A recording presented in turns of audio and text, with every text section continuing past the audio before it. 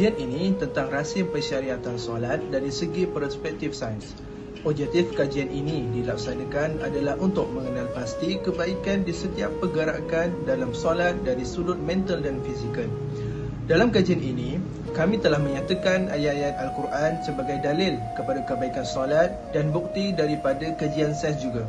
Oleh itu, berdasarkan kajian ini, kita dapat memuka bindah masyarakat bahawa adanya kebaikan solat terhadap kesihatan fizikal maupun rohani. Kumpulan kami mempunyai 3 objektif utama, iaitu yang pertama, mengkaji kebaikan setiap pergerakan dalam solat. Yang kedua, mengkaji kebaikan solat dari sudut kesihatan mental. Dan yang ketiga, mengkaji impak solat berjemaah. Kami teruskan kepada objektif pertama, iaitu mengkaji kebaikan setiap pergerakan dalam solat menurut wahyu dan sains. Menurut wahyu, kami tunjukkan satu hadis daripada Ibnu Abbas radhiyallahu anhuma. Ia berkata bahawa Rasulullah sallallahu alaihi wasallam bersabda, "Aku diperintahkan untuk bersujud di atas 7 tulang pada dahi, kemudian beliau tunjukkan hidungnya, kedua telapak tangan, kedua lutut dan kedua ujung jari kedua kaki." Bagi penjelasan ulama berkaitan hadis tersebut, ada 2 perkara. Pertama, Imam Al-Nawawi menyebut dalam syarahnya, sesungguhnya anggota sujud itu ada 7, dan mesti seseorang yang sujud itu bersujud dengan 7 anggota tersebut, serta sujud bersama dengan dahi dan hidung kesemuanya. Yang kedua, jumhur mengatakan bahawa yang zahir dalam hadis menyebut ada 7. Namun, jika dibilang anggota dahi dan hidung, bilangannya akan menjadi 8. Maka, anggota hidung hukumnya sunat dalam anggota sujud. Seterusnya, dari perspektif sains pula, ialah pergerakan seperti rukuk dan sujud semasa solat mempunyai kebaikan ataupun manfaat pada kesihatan yang berpotensi. Sujud melibatkan sentuhan langsung antara beberapa bahagian badan dan tanah, dan ini boleh memberi kesan positif walaupun ia tidak berkaitan secara eksklusif dengan sains. Antara manfaat yang boleh dilihat daripada rukuk ialah rukuk dapat membantu bagi mengurangkan sakit pinggang, khususnya bagi wanita yang sedang mengandung. Selain itu, rukuk menjadi senaman aktif otot lantai pelvik yang membantu melancarkan pengaliran darah. Ketika sujud pula, ia secara tidak langsung serba sedikit dapat meningkatkan kadar pengaliran oksigen ke otak, pada masa yang sama dapat mengurangkan kadar denyutan jantung, menjadikan jantung berada dalam keadaan tenang. Selain itu, sujud juga dapat membetulkan buah pinggang yang terkeluar sedikit dari tempat asalnya, serta dapat mengurangkan kesakitan pada appendix atau limpa seseorang. Justru itu, sudah terang lagi bersuluh, pergerakan di dalam solat ini memberi impak yang besar dalam kesihatan fisik manusia, sekaligus dapat memberikan fokus untuk kita terus hidup sihat dalam kehidupan kita sehari-hari.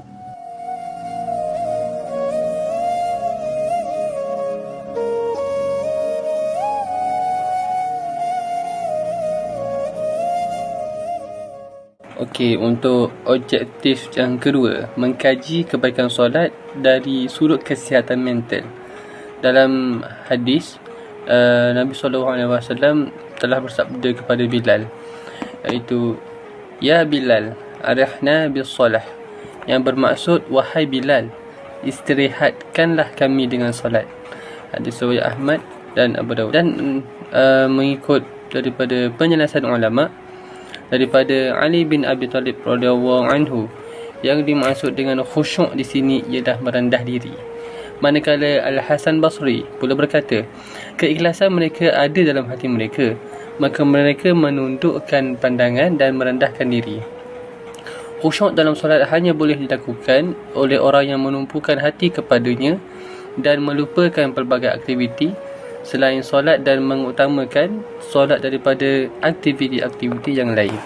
Menurut sains, objektif kajian kedua ini adalah solat membawa pelbagai kelebihan dari segi mental. Antaranya, yang pertama, ketenangan fikiran, iaitu solat melibatkan pengkhusyukan diri, membantu mengurangkan stres dan memberikan ketenangan kepada minda. Yang kedua, disiplinkan diri, iaitu melaksanakan Solat memerlukan ketaatan kepada waktu dan rutin tertentu yang membentuk disiplin kendiri yang positif. Yang ketiga, kaul dan emosi. Solat membantu dalam mengawal emosi dan memberikan ruang untuk merenungkan sebab-sebab di sebalik perasaan dan tindakan. Yang keempat, pengurangan keresahan. Dengan merenungkan ayat-ayat suci semasa solat, seseorang dapat merasai pengurangan keresahan dan kebimbangan. Yang kelima, pengukuhan nilai etika.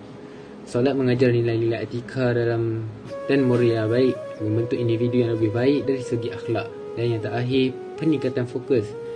Melibatkan diri dalam solat dapat meningkatkan fokus dan konsentrasi, memberikan kesan positif terhadap prestasi mental secara keseluruhan.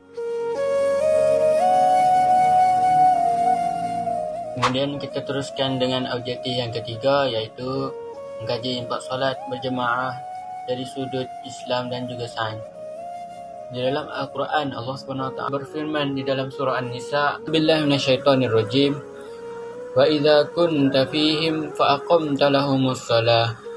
Dan apabila engkau, wahai Muhammad, berada dalam kalangan mereka, lalu engkau dirikanlah sembahyang dengan menjadi imam mereka.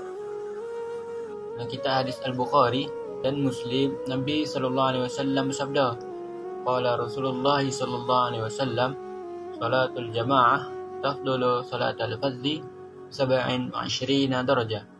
Maksudnya, solat berjemaah lebih baik daripada solat bersendirian dengan 27 kali darajat. Daripada ayat yang dibacakan tadi, ulama menjelaskan walaupun ayat ini berkaitan dengan solat khauf atau solat ketika dalam perang, tetapi fuqaha menerimanya sebagai hukum yang boleh disertai secara umum.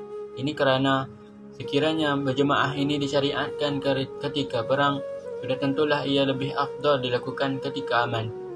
Imam An-Nawawi menjelaskan bahawa ada yang berpendapat 25 darjat dan ada yang berpendapat 27 darjat. Berdasarkan kesempurnaan solatnya dan sejauh mana dia menjaga solat berjemaah. Solat berjemaah dari segi syarak bermaksud menyambungkan solat makmum dengan solat imam, iaitu sekurang-kurangnya satu makmum, maka ia dinamakan solat berjemaah dan mendapat pahala berjemaah. Menurut sains, objektif kajian ketiga ini adalah tubuh manusia yang normal mengandungi cas elektrik, iaitu cas positif dan cas negatif dalam bilangan yang sama. Proses pembakaran tenaga berlaku apabila manusia melakukan aktiviti-aktiviti harian seperti berjalan, berlari, bekerja dan sebagainya.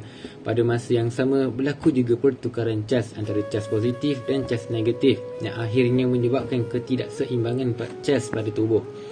Akibat ketidakseimbangan ini, tubuh akan berasa letih dan tidak bertenaga. Sentuhan antara makmum dalam solat berjemaah dapat menyeimbang atau menecerakan cas dalam tubuh. Ini keajaiban tubuh manusia kerana dapat mengalirkan cas elektrik seperti mana berlaku dalam litar elektrik. Melalui sentuhan ini, cas yang berlebihan dalam tubuh akan dikeluarkan, sementara cas yang kurang akan ditarik ke dalam tubuh sehingga keseimbangan cas berlaku dan tubuh kembali ke tahap normal. Inilah salah satu kelebihan solat berjemaah yang dapat mengembalikan kesegaran dan menjadikan makmum lebih bertenaga.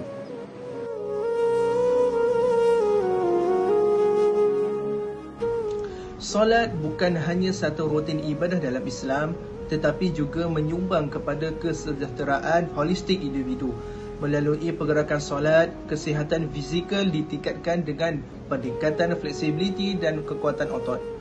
Dari segi mental, solat membawa ketenangan dan kefokusan.